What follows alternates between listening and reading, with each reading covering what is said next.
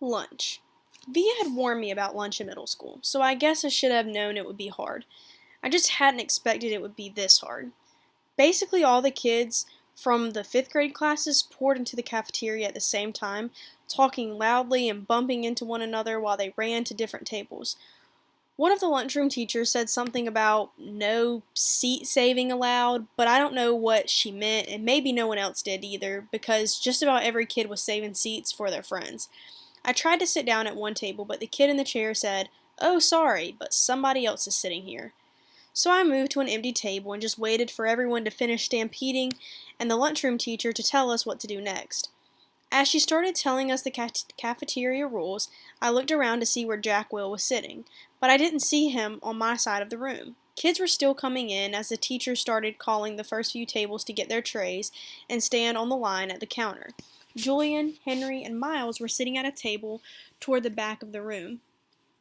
Mom had packed me a cheese sandwich, graham crackers, and a juice box, so I didn't need to stand on line when my table was called. Instead, I just concentrated on opening my backpack, pulling out my lunch bag, and slowly opening the aluminum foil wrapping of my sandwich. I could tell I was being stared at without even looking up. I knew that people were nudging each other, watching me out of the corners of their eyes. I thought I was used to those kinds of stares by now, but I guess I wasn't. There was one table of girls that I knew were whispering about me because they were talking behind their hands. Their eyes and whispers kept bouncing over to me. I hate the way I eat. I know how weird it looks. I had a surgery to fix my cleft palate when I was a baby, and then a second cleft surgery when I was 4, but I still have a hole in the roof of my mouth. And even though I had jaw alignment surgery a few years ago, I have to chew food in the front of my mouth. I didn't even realize how this looked until I was at a birthday party once, and one of the kids told the mom of the birthday boy he didn't want to sit next to me because I was too messy with all the food crumbs shooting out of my mouth. I know the kid wasn't trying to be mean, but he got in big trouble later, and his mom called my mom that night to apologize. When I got home from the party, I went to the bathroom mirror and started eating a saltine cracker to see what I looked like when I was chewing. The kid was right. I eat like a tortoise, if you've ever seen a tortoise eating, like some prehistoric swamp thing. The summer table. "Hey, is this seat taken?" I looked up, and a girl I never saw before was standing across from my table with a lunch tray full of food. She had long, wavy brown hair and wore a brown t-shirt with a purple peace sign on it. No, I said. She put her lunch tray on the table, plopped her backpack on the floor, and sat down across from me. She started to eat the mac and cheese on her plate. "Ugh," she said after swallowing the first bite. "I should have brought a sandwich like you did." "Yeah," I said, nodding. "My name is Summer, by the way. What's yours?" "August." "Cool," she said. "Summer." Another girl came over to the table carrying a tray. "Why are you sitting here? Come back to the table." "It was too crowded," Summer answered her. "Come sit here. There's more room." The other girl looked confused for a second. I realized she had been one of the girls I had caught looking at me a few minutes earlier, hand cupped over her mouth, whispering. I guess Summer had been one of the girls at that table, too. "Never mind," said the girl, leaving. Summer looked at me, shrugged, smiled, and took another bite of her mac and cheese.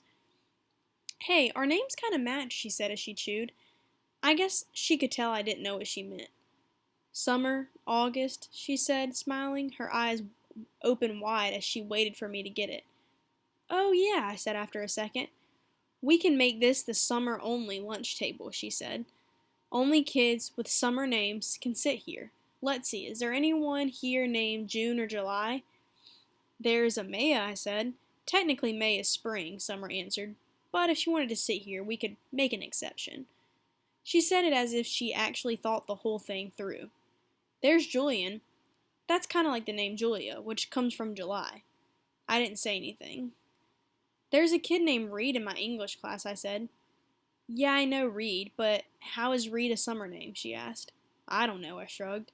"I just picture like a reed of grass being a summer thing." "Yeah, okay," she nodded, pulling out her notebook. "And Miss Pessoa could sit here too.